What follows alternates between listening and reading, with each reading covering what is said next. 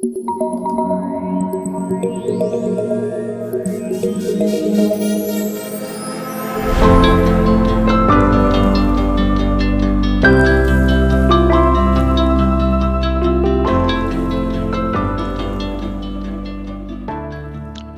afternoon, everyone. My name is Don Parkinson, and I'd like to welcome you back to another in our series of NRL live streaming sessions.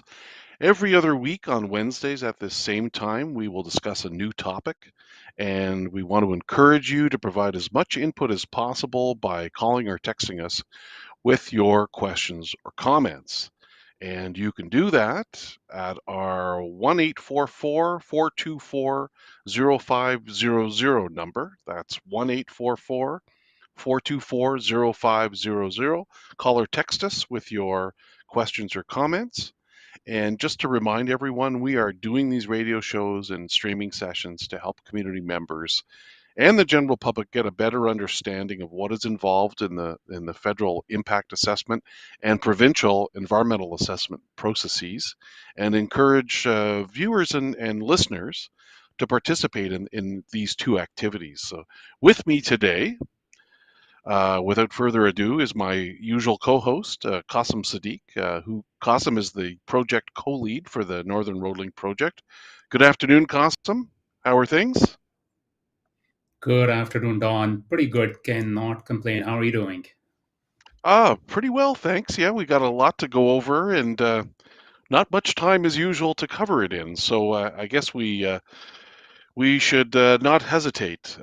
So today's session is called the Federal Impact Assessment Process, and in this presentation, we're going to do an overview of the federal process as well as a comparison with the parallel provincial process.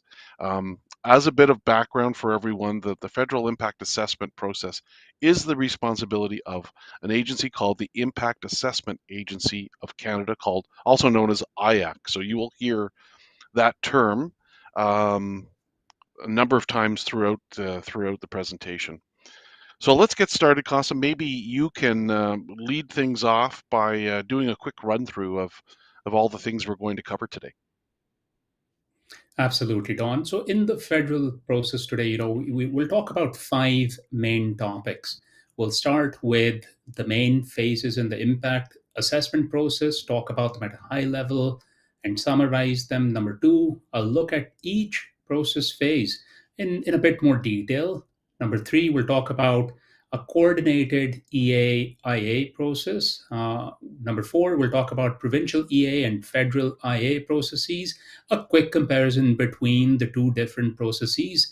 Number five, we'll summarize the federal impact assessment process, just provide a quick overview of the entire discussion. And last, as always, we'll leave you with our contact information so you can be in touch.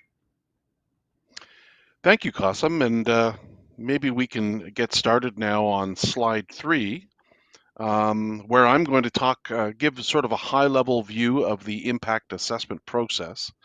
And then from there, we'll work through each phase and get more specific about them. So let's go through the 5 phases here. You see them on your screen.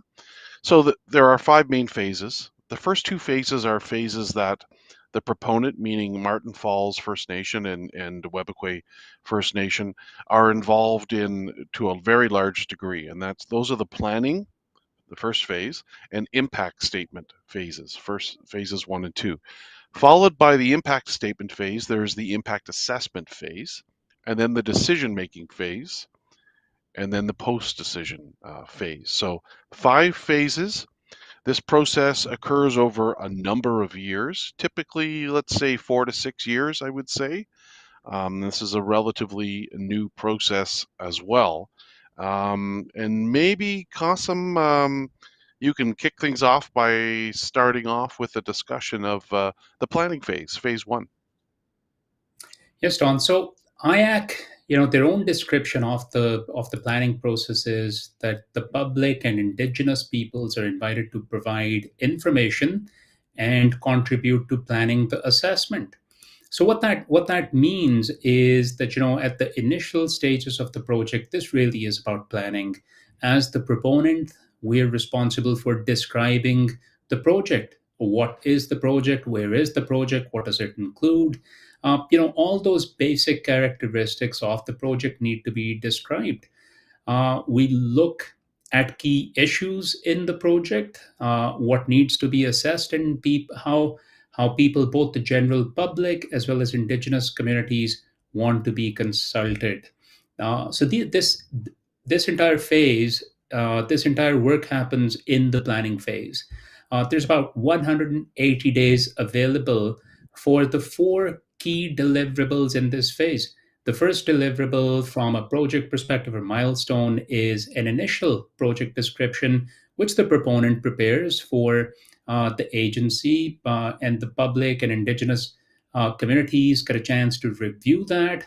And once that is approved, a detailed project description is prepared. Along with that, there's a summary of issues which comes up, and the agency provides that to the proponent. On the agency basically summarizes all the issues that the general public, different agencies, government ministries, and indigenous communities have brought forward to the agency. And along with that, we get to the milestone known as the detailed project description. After that, the agency determines if an impact assessment is required, and if in their determination it is required, the tailored impact statement guidelines are prepared and issued. And those TISGs, or TISGs, if you want to call them, they become sort of the work plan for the entire assessment process for the proponent on. Thank you, Qasim, and we'll get into this a little bit later. But the parallel in the provincial process are the terms of reference. So you'll see some similarities, and as we move along, and then we're going to do a little comparison towards the end of this presentation. So let's move on now to phase two, the impact statement phase, which is on slide number 5. So the impact statement phase. This is where probably the bulk of the work is done, I would say.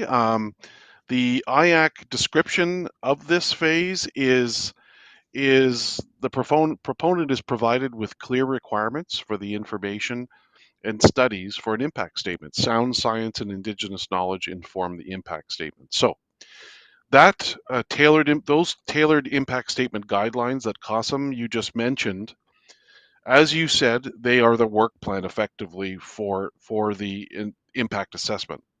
So those are issued, and the clock begins there. And this process is a 3-year long process from the notice of commencement of the impact assessment. So once the TISG, or Tailored Impact Statement guidelines, are issued, the clock begins, and it's a 3-year period. During the proponent does the bulk of the work. Really, what's the bulk of the work for the impact assessment? So they're doing the studies, they're collecting the information, and collecting studies as per the guidelines, the tailored impact statement guidelines. So they follow that as closely as they possibly can, because what is produced from that process is then submitted to the federal government, and we'll get into this a little bit later, and in compliance with those tailored impact statement guidelines is verified by IAC, the Impact Assessment Agency of Canada. So the proponent is developing that impact statement containing the information and studies outlined in the TISG or TISG, and that is an impact statement report, basically, that is submitted. And then the agency compares the impact statement with the tailored impact statement guidelines to see if it satisfies the requirements as stated in those guidelines. So that is essentially phase two. And maybe now, Qasim, let's move on to the next phase of this process, because we've still got a lot to cover here, and that is the impact assessment phase. Yeah, so this is where I think the federal process becomes very different from the provincial environmental assessment phase, because in this phase now you have you have a phase in which the agency picks up the pen and writes their own assessment. So the assessment considers potential environmental, health, social, and economic impacts of the proposed project, including benefits. And that's a really important point for the proponent, and for the project itself, to consider both the negative impacts of the project, but also the positive impacts of the project. Potential impacts on Aboriginal and treaty rights are also assessed and, of course, consulted on. The agency or review panel, which is another way that the impact assessment could be conducted. That it could be led by the agency or it could be led by a review panel. They use the information to develop an impact assessment report. So that's the report the agency creates itself. And first there's a draft created, and then there's a final impact assessment report, as well as a consultation report that tags along. There's an opportunity for indigenous communities to provide input on what that impact assessment report should say, and that's how you go from the draft to the final. The agency develops recommended potential conditions for the project, and this is a really important part of the project. The agency looks at all the studies done, all the analysis that's provided, to basically conclude what type of conditions need to be put into place to provide assurance that the project will meet the standards that the agency is looking for, as well as indigenous communities and other stakeholders are looking for, from an environmental protection, socio-cultural protection perspective, economic benefits perspective, and participation perspective.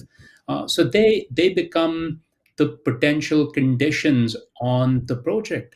And jointly, these are provided by the agency to the minister, for the minister's consideration and decision on. Thank you, Qasim, and I think I'm glad you pointed out that the benefits are also included in the assessment, and because it's not always negative impacts. There are often positive impacts of a project, and it's important that those be considered. And another thing I should point out is that it's the IAC makes the decision, or the minister makes the decision, based on the public interest as well. And this is something we're going to get to in just a minute as we move to slide number 7. And the next phase is the one I call the moment of truth, jokingly. And this is the decision-making phase. And let's look at what the IAC description actually is. Public interest is at the center of the decisions. Um, the impact assessment report and the Crown consultation outcomes inform the minister, or in some cases the governor and council, decision on whether a project's adverse impacts are in the public interest.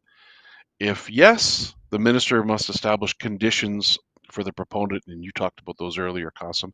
Decision statements set out the rationale for the decision, providing transparency and this is something, Qasim, that occurs throughout this process: transparency, accountability.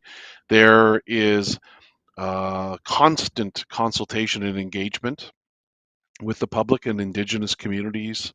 There are formal periods for review of documents, but there are many other touch points during which there is exchange between the public and Indigenous communities and the proponents. So there is a lot going on. It's a very open and a very transparent process. If we can go back to slide number 7 for a second.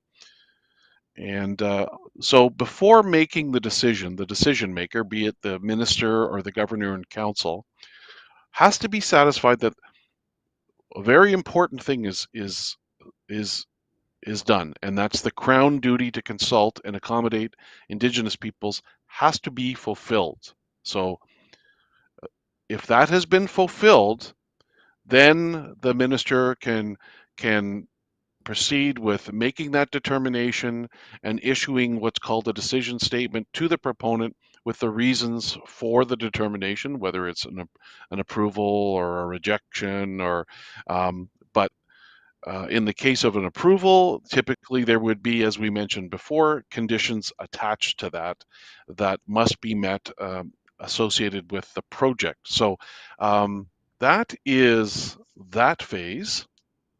And why don't we now move on to phase five, Qasim, which is the post-decision phase? And before we continue, let me just remind everyone, you probably see it on your screen, the number to call is 1-844-424-0500. You can text or call us, toll-free number. And Qasim, maybe you can tell us a bit about phase five, post-decision. Yeah, Don, before I go there, I just want to touch on one of those key points that you made, because I think that's a really important point for Martin Falls and Webquay as Indigenous proponents. And that's the conversation around if the project is in the public interest, because the communities are definitely proceeding with the project because they believe this project is in their interest, and we believe this project enhances reconciliation, economic reconciliation in the province of Ontario. So that enables you to have a much deeper, much broader, much more impactful conversation at the community level than just this lens of impact on the environment and potential mitigation measures. So I think that's a real strength of the process, to be able to consider the broader implications of a project on the public interest. And certainly on a project like this, the impact of the project on reconciliation, which is absolutely in the public interest. So moving on to phase five, post decision. Now, you would think that a decision is made and we can move on, but no. A big part of the assessment process is the post-decision mechanisms available in the process. So IAC provides a description of this by saying that the agency will be active in verifying compliance with decision statements and correcting non-compliance. So not only do they have an interest in ensuring that there's compliance to the decision statement, but they are also involved in correcting non-compliant behavior on the part of any proponent. They also try to attain greater transparency around follow-up programs with increased access to key documentation, as well as increased opportunities for Indigenous and community participation in follow-up and monitoring program.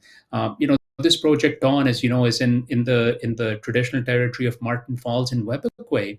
So the communities, as the most impacted communities, might want to say that, look, we want a monitoring program in which our own community members are monitors on the ground. Other neighboring communities might want to participate in similar programs as well. And this type of a mechanism allows for that participation. And I think it sort of again goes back to that perspective on reconciliation, where not only is the project built from the lens of how does it benefit these Indigenous communities, but then involvement of community members to ensure there's their involvement, their oversight, but also training and jobs that enable that. So that's a big part of the post decision program and projects such as this. Now, the agency may establish a monitoring committee on top of this to provide additional confidence in the science and evidence used in monitoring programs. Agency tracks and reports on follow up and monitoring programs, and they will also publicly post this information. The agency is responsible for verifying compliance with the decision statement, and the agency undertakes compliance and enforcement measures where necessary.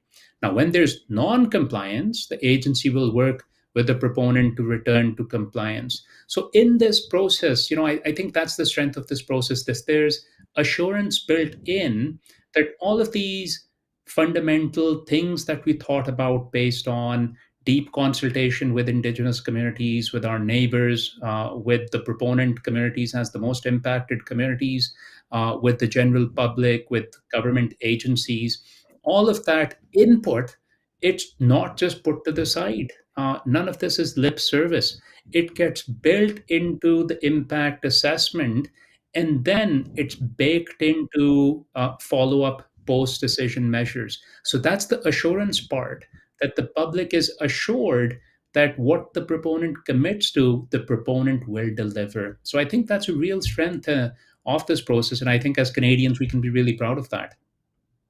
I agree, Kasama. There are safeguards in this process to ensure that commitments are met, and that's really important. And this is probably the most, if not one of the most sophisticated environmental assessment processes in the world, I would say.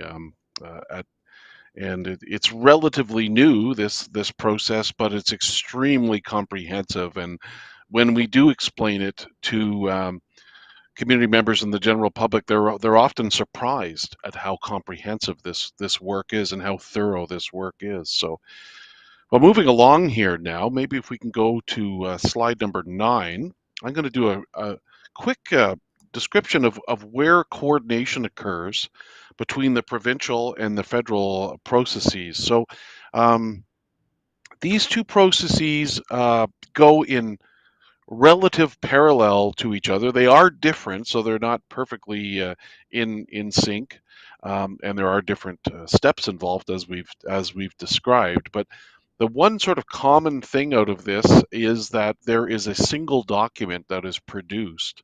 That is submitted to the both the provincial government and the federal government, and that's impact the environmental assessment report, or the impact assessment or impact statement. So that is where the coordination occurs, in that delivery of a single report to two different agencies. Now, you and I both know, Qasim, that there is other coordination that occurs sort of in the background on a regular basis between the federal government and the provincial government through this entire process. But the main thing to remember is there's a single document produced out of all of this. Um, so we are now ready to do that quick comparison between the two processes, the provincial process and the federal process. And maybe, Qasim, you can take our viewers through that comparison. Yes, so this is there's some interesting differences between the federal and the provincial process, even though at the end of the day, they're both trying to achieve the same result, which is, from a process perspective, to create a work plan for conducting comprehensive baseline studies to understand the environment, the social, economic, and people related issues that can come to be impacted by the project or can impact the project. And then you look at how the project impacts all of these things. And then finally, you do your best to eliminate those negative impacts. And mostly you can mitigate them and never completely eliminate. And then try to enhance or increase those positive benefits. So that's the overall sort of theoretical framework around these processes. But there are some fundamental differences. So let's talk about that here. In the provincial process, the term is environmental assessment, or EA. The federal process, the term is impact assessment, or IA. So that's one of the first differences. In the initial work plan phase, in the EA process, the proponent prepares the TOR, or terms of reference, or work plan for the environmental assessment. It's led by the proponent, and the proponent has the pen, but seeks feedback and input from indigenous communities and other stakeholders. Based on that feedback, the TOR is amended, but once again by the proponent, and submitted to the ministry. In the impact assessment process, things are a little different. The proponent prepares an initial project description, so that's deliverable one, then a detailed project description, and then based on the statement of issues and the DPD, a tailored impact statement guideline is prepared by the agency. So there are two deliverables from the proponent, and then there's a final work plan or the tailored impact statement guideline, which is prepared by the agency, and it is based on the consultation that is done with Indigenous communities and other stakeholders. So that's the fundamental difference. The number of deliverables are different in the impact assessment process, but the outcome is this final work plan, which is the tailored impact statement guidelines if the agency determines that an impact assessment is required. And it's not always required for all projects. We are in the early phases. We don't know with certainty that till the agency makes its determination that an impact assessment is required. Now, once you move on from that EAIA work plan phase and you move into the EAIA assessment phase, in the provincial process or the EA process, the proponent prepares the EA report, including their assessment for review by MECP. Of course, it's thoroughly consulted on by the proponent. It's given to Indigenous communities for input at the draft stage, and their input is then baked into that final deliverable. However, in the impact assessment process, which is the federal process, the proponent prepares impact statement. That's the proponent's role. But then IAC reviews and prepares the impact assessment report. So once again, IAC picks up the pen and writes a report. Now, that does not happen in the provincial process. So, from a process perspective, there are some fundamental differences, Don. Thank you, Qasim. I guess we should, with all the material that we have just covered, we should probably do a quick summary just to make sure that our viewers can sort of collect everything together. So just to give everyone a rundown, if we can go to slide 11. Just a reminder, there are 5 phases, starting with the planning phase. Phase 2 is the impact statement phase. Phase 3 is the impact assessment phase. And then we have phase 4, decision making, and phase 5, post decision. So the consultation with Indigenous communities and the public occurs through the entire process during formal periods and then many periods in between. It's almost a continuous back and forth between the public and Indigenous communities and the proponent. The proponent provides a detailed description of the project to IAC. They provide an initial project description, which is sort of a higher level one, then a more detailed one, and then IAC uses that as the basis from which to assess whether an impact assessment is required. IAC issues the roadmap and work plan for the impact assessment, which is called the Tailored Impact Statement Guidelines. And then from there, the proponent prepares the impact statement, or IS. IAC reviews the IS and prepares an impact assessment for the minister. As Qasim mentioned, they have the pen, they prepare that report, and then the minister issues a decision statement, which often has conditions associated with it if a project is approved. The proponent conducts follow-up and monitoring, and IAC plays the role of compliance to ensure that those conditions are being adhered to. So that is the process, Qasim. It's a lot to cover in 30 minutes, isn't it? It really is, Don. I think we've provided this information in a summary manner. I want to say high level, but I think there's a lot of detail in this conversation as well. But one important last point that I wanted to make is that unlike the province, which delegates procedural aspects of consultation, the duty to consult to the proponent, the federal agency does not. So they will reach out directly for consultation on the initial project description, which should be coming up in the next few weeks from the Northern Road Link.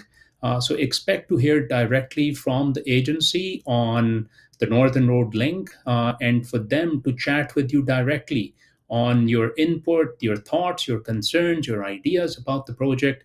But of course, we are all ears and would be very glad to chat with any community member or other stakeholder. Thank you, Qasim. Well stated. That wraps up today's NRL discussion. Thank you, as always, Qasim, for sharing your thoughts in this discussion. of the federal impact assessment process, and I hope our viewers have a clear idea of the process. And we'll be back again in 2 weeks when we're going to talk about a component of the federal impact assessment process, the initial project description, or IPD.